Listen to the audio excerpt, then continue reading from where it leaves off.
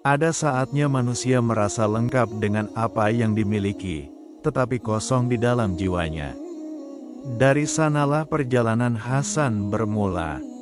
Hasan adalah seorang mahasiswa tahun pertama di sebuah kampus negeri. Anak muda yang cerdas, aktif di organisasi, dan dikenal ramah. Banyak teman mengaguminya, dosen pun sering menjadikannya contoh. Dari luar, hidupnya tampak sempurna. Namun, di balik itu semua, Hasan menyimpan kegelisahan yang tidak pernah ia ceritakan.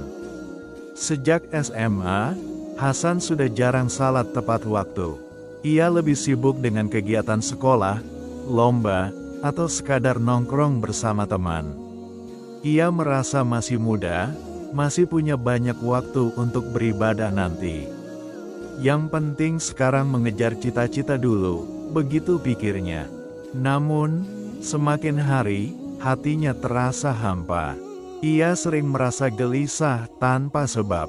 Malam-malamnya dipenuhi kecemasan, tentang masa depan, tentang arti hidup, tentang rasa kosong yang tak pernah hilang. Ia mencoba mengisi kekosongan itu dengan kesibukan, mengikuti seminar, menulis artikel, hingga bergabung di berbagai komunitas.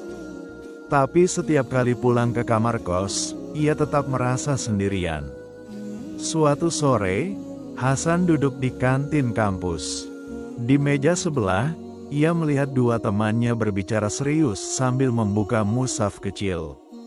Ia sempat mendengar salah satu dari mereka berkata, "Hidup ini sementara. Kita harus menyiapkan bekal." Kata-kata itu menancap di telinganya. Malam itu, Hasan mencoba mengingat kembali masa kecilnya. Ia teringat suara ayahnya yang lembut mengajarkan doa sebelum tidur. Ia teringat ibunya yang selalu membangunkannya untuk salat subuh. Air matanya menetes. Ia rindu ketenangan yang dulu ia rasakan saat masih taat beribadah. Hari-hari berikutnya, kegelisahan itu semakin menjadi. Hingga pada suatu Jumat, Hasan terlambat datang ke masjid. Ia hanya bisa salat di luar, tak sempat mendengar khutbah. Saat berdiri di barisan belakang, ia melihat seorang bapak tua berusaha keras untuk tetap ikut berjamaah meski tubuhnya gemetar. Pemandangan itu menusuk hatinya. Kalau orang tua itu saja berjuang untuk salat, apa alasan aku yang masih muda ini meninggalkannya? Pikir Hasan. Sejak hari itu, ia memutuskan mencoba berubah. Awalnya sederhana, ia bertekad tidak lagi meninggalkan salat wajib. Ia mulai dengan subuh, meski harus memaksa dirinya bangun lebih awal.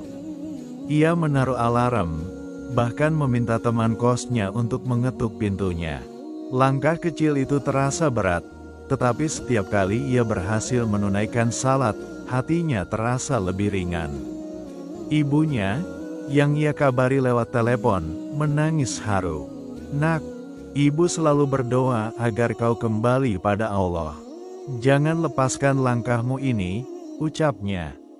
Perjalanan Hasan baru saja dimulai. Ia tahu, jalannya tidak akan mulus. Namun, ia percaya, ketenangan yang ia cari selama ini bukan ada di keramaian, melainkan di sujud yang ia lakukan di keheningan. Beberapa minggu setelah ia mulai rajin salat, godaan datang dari lingkaran pertemanannya. Teman-teman organisasinya sering mengajaknya rapat hingga larut malam, bahkan terkadang bertepatan dengan waktu salat. "Tenang aja, salat bisa nanti," kata mereka. Hasan merasa bimbang. Dulu ia akan setuju tanpa pikir panjang. Tapi kini, hatinya berontak. Ia ingat firman Allah, "Dirikanlah salat untuk mengingatku." Qs. Taha 14. Akhirnya, dengan berani ia berkata, "Aku izin sebentar untuk salat." Awalnya, teman-temannya terheran. Ada yang meledek, ada yang menertawakan. Namun, Hasan tetap teguh. Semakin lama, beberapa temannya justru mulai ikut salat bersamanya. Dari satu langkah kecil, lahir pengaruh yang besar. Selain itu, Hasan mulai meluangkan waktu membaca Al-Quran setiap pagi. Walau hanya beberapa ayat, ia berusaha memahaminya.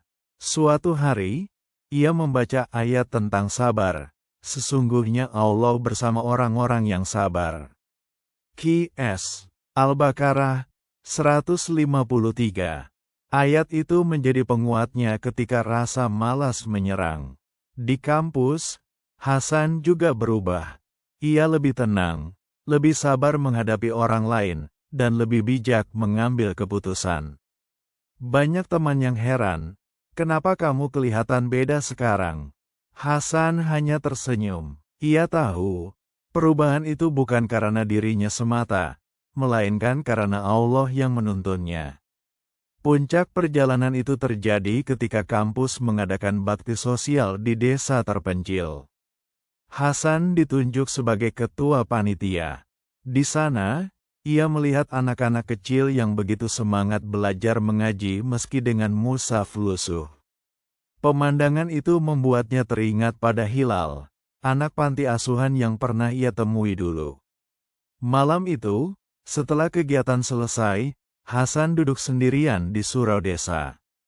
Ia sujud lama sekali, bersyukur karena Allah masih memberinya kesempatan untuk berubah. Air matanya jatuh, membasahi sajadah. Dalam sujud itu, ia berdoa, "Ya Allah, jangan palingkan hatiku setelah Kau beri hidayah. Bimbing aku agar tetap istiqomah." Perjalanan pulang dari desa itu menjadi titik balik yang nyata. Hasan bukan hanya berubah untuk dirinya sendiri, tetapi juga mulai mengajak orang lain. Ia aktif di Rohis kampus, mengisi kajian kecil, dan mendampingi teman-teman yang ingin belajar salat. Hasan kini mengerti, hidayah bukan sekadar cahaya yang datang, tetapi amanah yang harus dijaga. Hidupnya masih panjang, ujian akan terus datang. Namun, ia yakin, selama ia menggenggam Allah dalam hatinya, ia tidak akan pernah kehilangan arah.